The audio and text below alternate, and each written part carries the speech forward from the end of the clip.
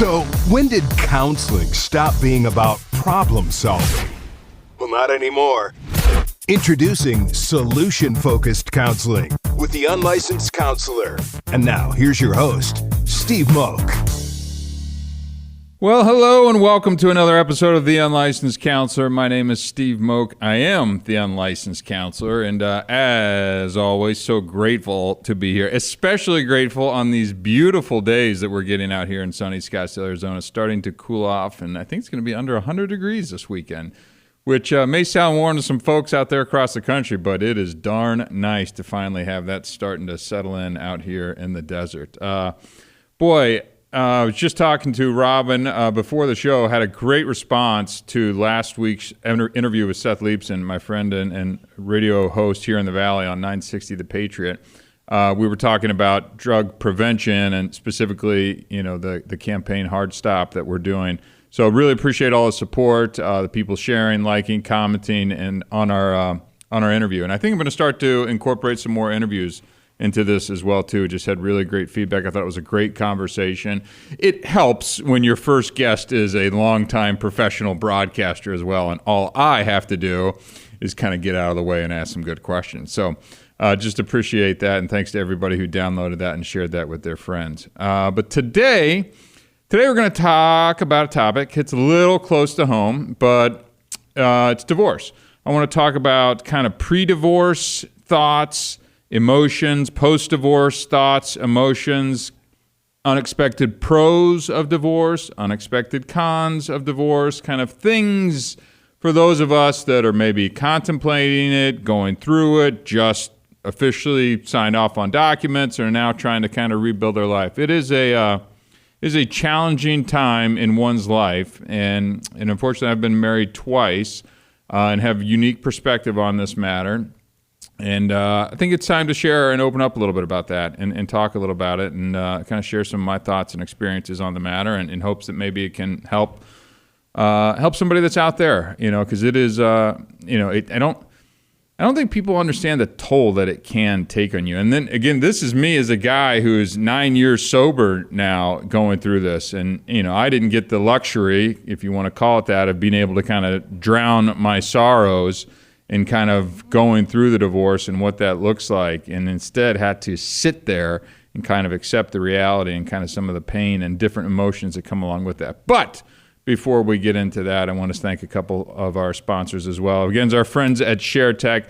As always, you've heard me talk about it. If you're in the need for a drug or alcohol screen, Google ShareTech, find their test. They're going to send it directly to your door. This is the same test that some of the leading treatment centers and outpatient programs use when they send tests to your home, right? Not all testing is done at a physical location. So, Google ShareTech, find out exactly how we can ship this test directly to your front door.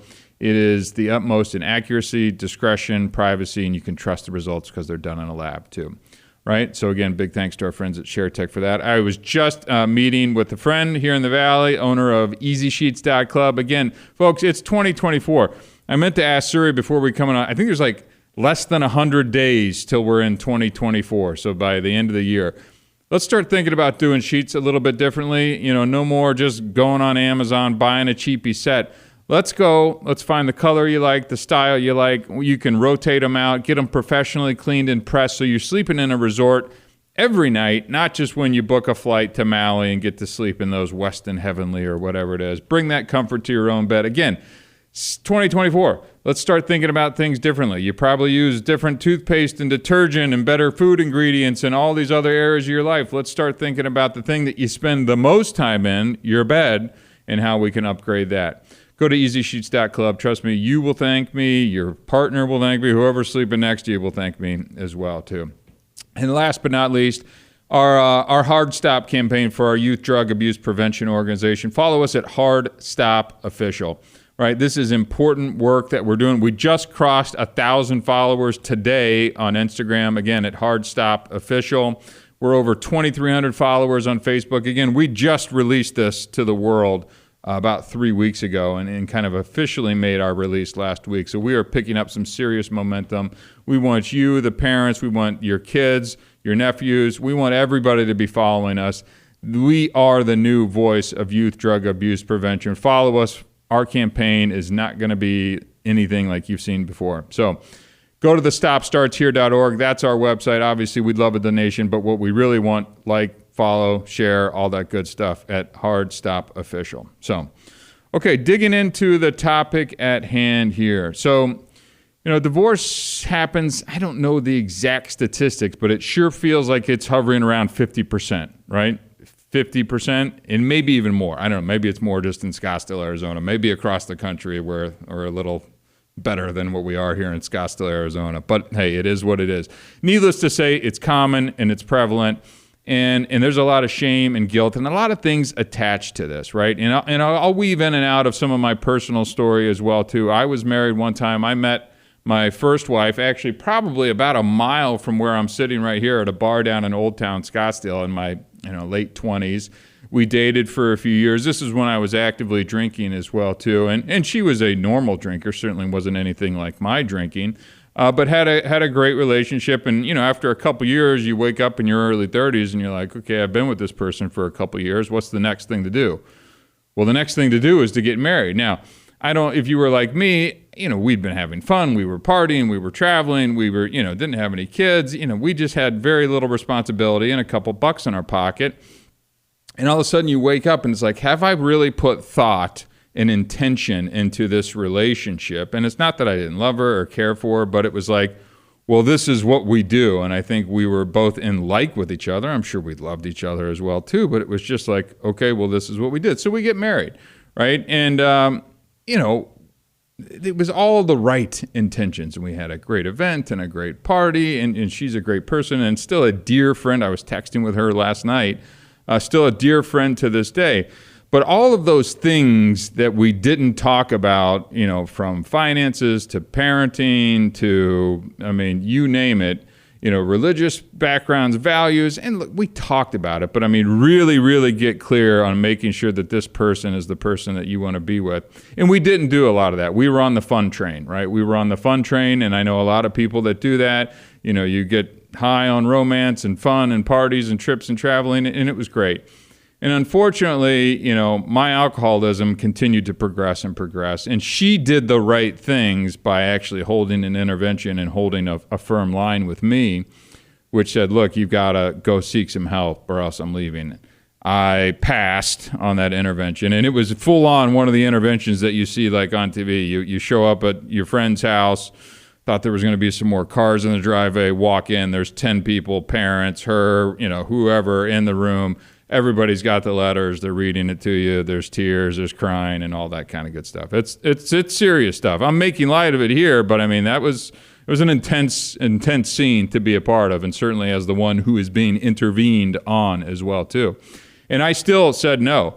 And from that point on, that I was on my own, right? Nobody really wanted anything to do with me, and it took me 2 more years of kind of going about and including ramping up drug use before I crashed and burned and reached out. But in that time, she had filed for divorce, right? She had filed for divorce, and rightfully so. And I don't blame her. And again, we have no ill will towards each other to this point in time. But that was kind of example in my life of divorce number one. And then I got married when I got sober again, which was about 9 years ago, and had a great relationship. But we were even really discussing a lot of these things going into this. We were both sober people, and really thought that this was the right way to go. She had kids, I did not have kids, and it was kind of this blended family and what that could look like. And there was a lot that went into why we ultimately divorced, and I won't get into the specifics of that today, other than to say that, again, the things that we left unaddressed, and I think in this instance, it was unaddressed not intentionally, but we just didn't think of everything, truthfully. And a lot of that was around co-parenting and what that could look like and where the boundaries were with her ex and how we would parent together, her 2 kids. And then we had a child together and what that kind of blended family and parenting situation looked like. And,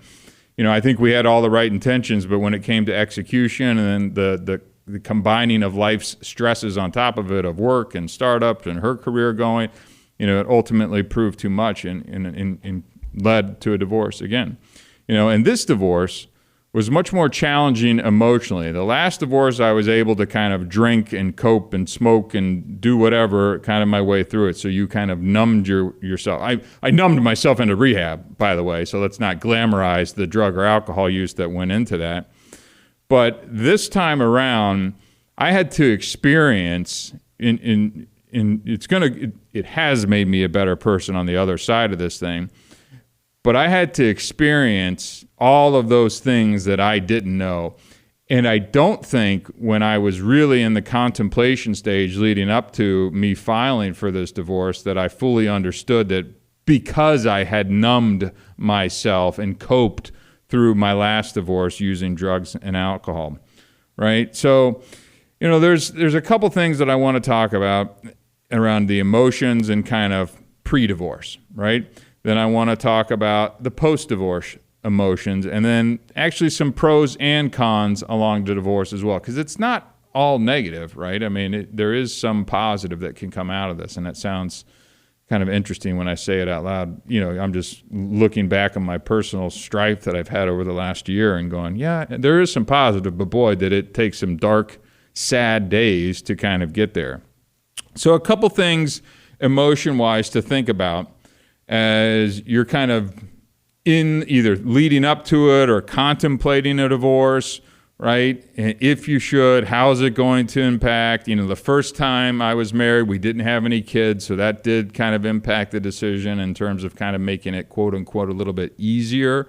I don't think it was easier. I think I was really just more numb to the fact. But, then the second time around, we obviously have her 2 kids and then our daughter together. And that made the situation from an emotional standpoint that much more complex, right? And then the legalities of it as well, too. I mean, you want to talk about parenting plans. We got 20-page documents that now, signed off by attorneys and judges that say when and, specifically with hours and days and years on when we can see kids and when we can't. I mean, that's the level of depth that gets into these things, in case you're wondering, right? But let's get back to the emotions, because that's what I want to spend a lot of time talking about, because it consumed me. I can't speak for her, but I'm sure that it did as well too. But some of the pre-divorce emotions, so the things that were going through my mind, I was kind of writing them out as kind of show prep here, is the number one thing was kind of the ambivalence, right? So the feeling between, you're torn between the desire to end the marriage and the fear of the unknown, right? So what's going to happen? What's my life going to look like? It could look like this. It could look like that. Like, I gotta have to date again, like the finances and the house, and it's just all the logistics and the stress and the co-parenting and 50-50, you get half of your kid's time. I mean, it's just, there's so much that's swirling around in your head, and these are such big life decisions that you're making, and it's really a stressful time, and it's just this ambivalence of kind of trying to process all of this, right? And now number 2, you layer in the guilt of all this as well. So, I'm sitting here struggling with the guilt of the impact on the children, her 2 kids, obviously our daughter together, the family, my family, my parents, my brother, their kids, and now they're not going to see their cousins. And it's just, this guilt is just overwhelming of, should I just stick it out? Am I doing the right thing? And it just weighs on you and sits on you. And there's no easy answer to be had other than you have to think on this, pray on it, talk to whoever you need to talk to. But even with all that guilt still sits with you. And candidly, it has sat with me still to this day of if you've done the right thing. And now my life has progressed in a very positive way, but that doesn't mean you get waves of guilt that kind of wash over you, right? And then there's this idea of relief, right? Experiencing the relief that the decision for the divorce has been made and that the process is underway. I struggle with even writing this down because even up to the moment that I was talking to the attorney and filing the paperwork and it's officially filed and now it's underway, it's like, it's really happening, right? Like this is all really happening. It's like, yes, this is what I wanted. This is what I feel like is best to move forward with my life for happiness and things like that. But there's just this kind of relief that it's happening, but a sadness that it's happening. but knowing that you're making the right decision, but knowing that you're probably not going to feel that for a while, right? So that's just another point in kind of this pre-divorce emotion. Throughout this entire process, there's a lot of shame, right? Shame of feeling like a failure, not being able to make the marriage work. Again, I'm coming at this now from a two-time divorced guy as well too, right? So it's like there's some stigma attached to that and some shame. You had a marriage, you invited your friends, you've seen everybody together, you go to parties, it's embarrassing. I mean, I don't even know who at our kids' private preschool, who knows? I mean, it's certainly not something I go out and talk about.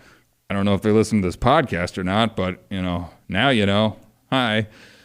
It just sucks, right? It just sucks. And is that ego driven? A little bit, but you just feel like we couldn't make it work. Like, really? Like this, it's just a frustrating feeling that you kind of have to hang your head a little bit and kind of say, well, this is what I think is best. But being aware of all these things when leading up to that decision for filing is vitally important. And I think I understood it. I don't think I understood all the emotions and how it would continue to linger and for the duration that it would linger as well too. And throughout this entire process, there's also a lot of confusion, right? Why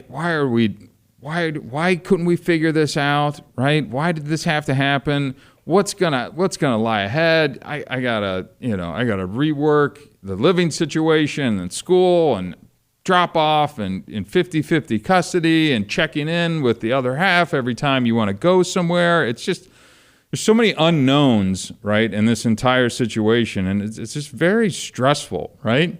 Which leads me to the next point of, kind of the anticipation. I mean, yes, you want to get divorced, but there's just this apprehension around what is life going to look like after divorce. I'm 44 years old, what is dating going to look like? Are you going to get married again, right? I mean, these are thoughts that are running through your head, and you're not 24 or even 34 for that matter, right? So things are a little bit different. You have a daughter now. It changes the dating pool, who you're looking for. I mean, they're all very, very strange concepts that when you've been in kind of a monogamous relationship with, two people over the last 20 years, that now you're being released out into the wild, and it's like, geez, what's going on here, right? This is not what I expected. And I'm sharing all this to say, think about all this stuff. I'm not talking you in or out of filing for divorce, but just make sure that you're armed with the emotions that are attached to all of these things, right? Now, let's get into some of the post-divorce, emotions as well too. The pre-stuff, stressful. I'm constantly like this, push and pull, this tug of war in my brain. Well, then it's post, right? It's done. There is a date. It is signed by the judge. I think mine was Halloween of last year. I think was officially like the last day. No pun intended there. I didn't ask for that. That was just by happenstance, Robin. Okay, all right. Should have wore a costume out that night. Of a happy guy. I'm just kidding. But so post-divorce, right? So, I had my reasons for filing for divorce in this thing. Other things came to light, post-divorce, right? And other new information that you maybe didn't have at the time, which then spins you out or spins me out into entirely new directions because of the things that you didn't even know were going out or going on maybe during the divorce time. And we had to live together through that divorce, which is a really challenging situation as well, too. But, number one shouldn't be a shocker to anybody that's loneliness, right? And it's a strong word, but a very accurate word, right? Especially, you went from having 3 kids in a house and a wife to all the time to now you're at a house by yourself, new house. We worked out a deal. She got to keep the house through an agreement we had, and I'm in a new house and I got no one. And then occasionally I get my daughter 50% of the time. It is a profound shift from people and dogs and kids and sleepovers happening and just kind of the stuff to there's no one there, right? There's no one there. You're by yourself, right?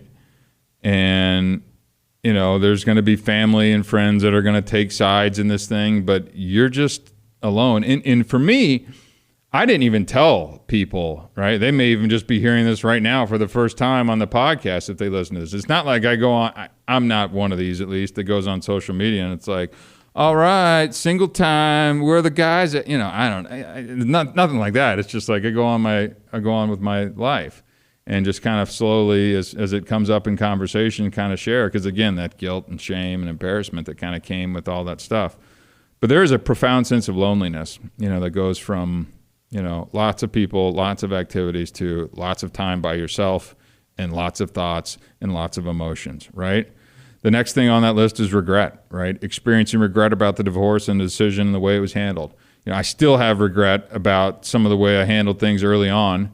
Not proud of it. I mean, it's just, you lash out, you say mean things because I'm feeling hurt, again, because I found out some information after the fact that was tough about, your ex-wife now dating immediately post-divorce, if it was post-divorce. But that's neither here nor there.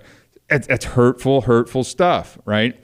So, there's the regret of, yeah, did I do the right thing? Do you still struggle with that? I've processed it to the point that, yes, in fact, I did, but it doesn't make it still kind of spin in your brain. And then some of the things you do during those early days of like, I shouldn't have said that. Or I didn't mean that. That's me knowing that I was hurt, and I still feel regret about some of those things that have happened.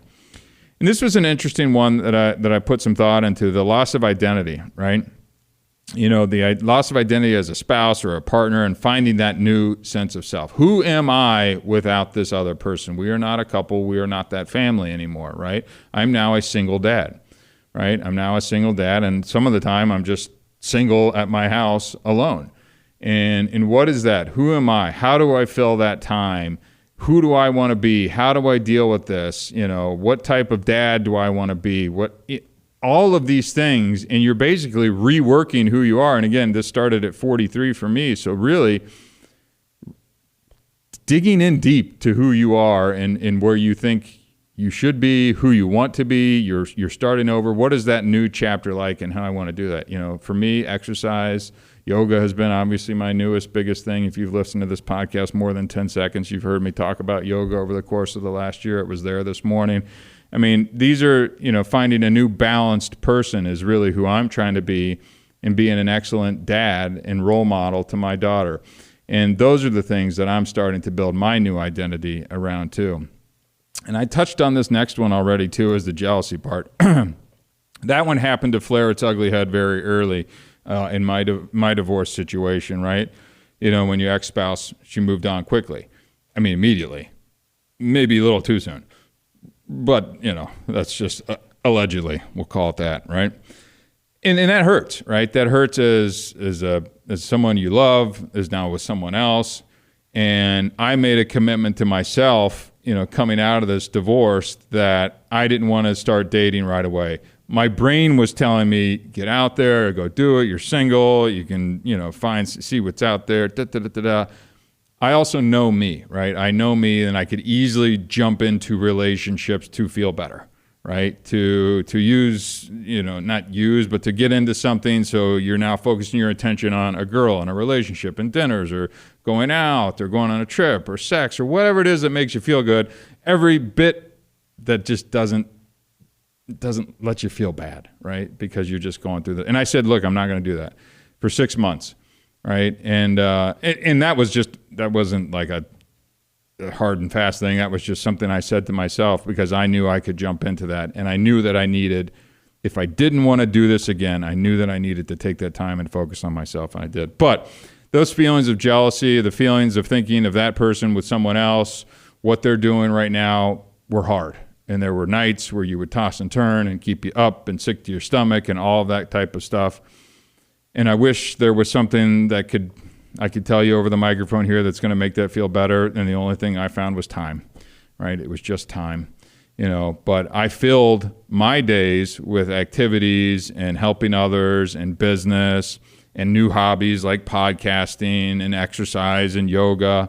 But then there will be times where you're alone with your mind and things will just suck. And that's just the matter of to it.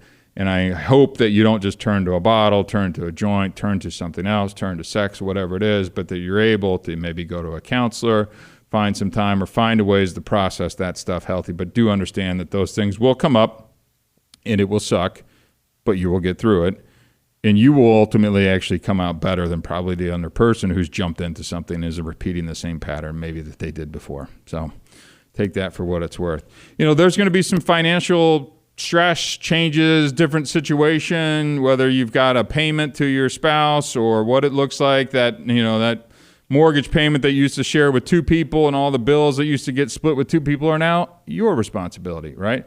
Not the end of the world for a lot of people, but for some people, that financial stress is a significant thing. And make sure that you've thought about that. I was well aware of that, but it's like until it starts really hitting, you're like, oh, well, everything costs double, right? Everything costs double. So just something to keep in mind that when you divide these things up, we had a very nice house in McCormick Ranch, and now I've got half the house of that, but that's okay. Those are the things that come along with it. Just make sure that you're thinking of these things through as you're going through all this. Isolation, right? This goes back to loneliness as well, too. I mean, there's going to be friends and peer groups and social circles that you were once both involved in that you're now not both involved in, right? What does that look like? Are you okay with that? Are you going to be okay with that? How are you going to deal with that? Understand that people are going to pick sides, right? We go to school and, some of the parents know, I was informed recently that some of the parents know that we divorced. Not a big deal. I'm certainly not out there advertising, but it's like, all right, are you going to get viewed a little bit differently? Probably. There's a little stigma that comes with that. That's okay. We've handled it very well. We don't say anything mean about each other, but just understand that certain groups of people are probably going to go with her. Certain groups of people are probably going to go with you. Or you may lose those groups altogether and just may have to find entirely new social circles as well, too, right? And just be, again, aware that all of this stuff could be happening, right? There's going to be some numbness that comes through this, whether that's attached to the jealousy, whether it's attached to just the isolation or the loss of identity. Just know that numbness, that I'm just not sure, it seems like a lot, you're overwhelmed. Make sure that you're coping with these things in healthy manners. Hobbies, activities, youth groups, church, trips, volunteer. Find something to kind of make sure that you're using whatever, however you need to process it, it's going into a healthy direction. That ties into doubt as well, too. There's going to be a lot of self-doubt about, should I get married again? Am I just a divorce machine, right? Is this just going to keep happening? I think it's important that you do the work on yourself to make sure, hopefully, that you could prevent this from happening next time, should you choose to get married, and you can or not. I don't have, any input on that. That's entirely up to you. But there is the doubt of like, should I do this? What did I do wrong? How can I do this better? And throughout this whole thing on just the post-divorce emotions, it's just mixed emotions. It's just a freaking roller coaster of you're having great days and terrible days all in the same day, right? It's the highs and the lows. And the more that you can smooth those out, and they do smooth out. I mean, if you look at my first few months, it's just up and down. It's just volatile as all hell. And then gradually, the distance between those ups and downs starts to level out a little bit more. And then you'll see maybe an occasional spike if something upsets you, your trigger, you get a piece of information, all of a sudden she's engaged, whatever it is, right? But it is a mix and a wide range of emotions that kind of go through this. And I'll just say, anger for me in a lot of this kind of was kind of the thread that went through a lot of this. Anger at myself, anger at her, anger at the situation, anger at how did we get to this point, anger that you're doing this again, anger that I didn't choose better, the anger just da-da-da-da-da. Take a breath, understand tomorrow's a new day, and you're going to be able to get through all this stuff. So I just wanted to take a few minutes and really kind of hammer through some of those the emotions, because that was really the most intense part of the divorce as well, too, and especially, again, as someone who wasn't able to drink themselves through this whole thing. But let me go a little bit on the positive side potentially here as well, too. Unexpected pros, right, of divorce, right? So maybe there's some room for some personal growth, right? You can confront your own personal issues, find some new self-discovery, right? Find new things that you're into, right? If you're kind of putting yourself out there. So there is some opportunity to kind of redefine who you are. It does not mean that is the end of your life or the end of your dating. This is just a chance to pause and now find new ways for personal growth. It also ties into new opportunities, right? So you can pursue different goals, different interests, right? My example is yoga. That was not something that I ever was exposed to or did together. Now I can't think of my life without that and just the benefits that I get. And I love to be able to share those with people, which is why I talk about it all the time. Improve mental health, right? So again, the farther I've gotten away from this thing, I've been able to get healthier, right? It was a little toxic. Granted, some of that was tied to startup and the work and stress and family stress and investors and things like that. It all kind of weaved itself in together. I'm not entirely blaming, my ex for this situation at all. But my mental health has gotten significantly better post with work, right? So I've been putting in the work to kind of improve myself as I've gone over the course of this thing as well too. And next up is another pro is some new social connections, right? Meeting people. Is going on dates, got some new friends, spend more time at the gym, new social circles, supports, kind of reconnecting with maybe friends that you didn't talk to as much when you were divorced. So there is a whole new kind of social side to this thing as well too. Now, that does take some effort and work to put yourself out there, and don't think that you have to do it on day one as well too, because again, remember, you're going to have a swirling range of emotions as we've already talked about. And another pro is just some independence as well too, right? You probably were, I don't want to say codependent, but you kind of had this bond with somebody that you kind of helped manage lives together. Now you're on your own, right? Now you have the ability to make your own decisions. Now you can really have kind of a new sense of who you are and how you want to live your life. So I think that is a positive thing coming out of this, coming out of a divorce situation. And maybe there's some career advancement as well, too. Maybe without the marriage, and you can focus a little bit more time and effort into the career and really dig into that, or change paths and go somewhere that you want to go, right? So there are some positives that can come out of this entire thing. And on the flip side of that whole thing, there are some cons to the divorce as well, too, right?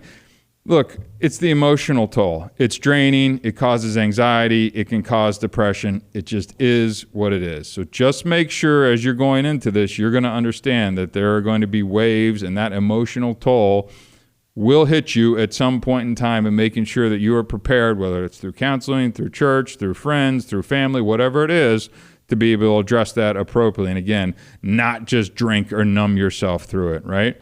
There's going to be some financial strain. I don't care how well off you are. And in fact, the more well off could be more emotional toll, because now you could be splitting assets right down the middle, and that can get very costly and ugly as well too, right? So you went from one household to two, and now there's going to be payments and money and the dividing assets and all of those types of things. I was very fortunate in both my situations that we had agreements in place that kind of said this is this and this is that, and that part of our divorce actually wasn't that ugly as it is with a lot of things, right? So, but just be aware, financial things will be impacted significantly. Obviously, a con is going to be the impact on the children, right? It's going to have a lasting impact. It's that you can dramatically decrease the impact on that depending on how you handle the divorce as well too, right? And I think, I don't know if it was Prager or somebody else I heard, kind of talking about lots of people get divorced. Kids can understand that, right? That people can get divorced. It's post-divorce if you're still bickering, angry, fighting, nitpicking, saying bad things, including the kids in your arguments and things like that. That is where the lasting impact can really, deteriorate and have an impact on your children. So divorce we can understand, but being able to kind of keep that a divorce and then being able to move on and not keep looping the kids into that as well too, right? Another one is going to be loneliness, right? That isolation, that loneliness, your friends and family are going to take sides. They're going to have questions, and you're going to be just stuck there, right? I mean, you know it inherently as you're going through the divorce that loneliness is going to be a part of this entire thing. And then when all your stuff's unpacked and you're at your new place, your apartment, your condo, your house, or whatever it is, and you're sitting there and it just kind of hits you, right? Just be prepared for that. There will be legal issues, things that come up post-divorce, right?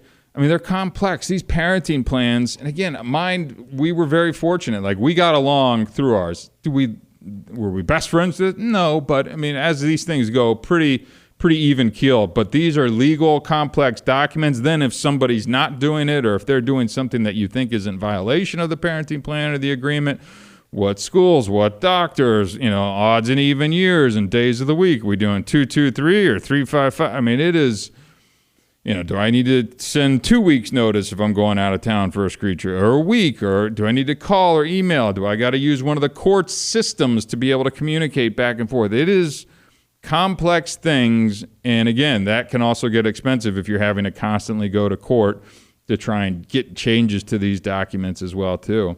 And then last but not least, it's just going to have an impact on your lifestyle, right? I mean, there's going to be adjustments.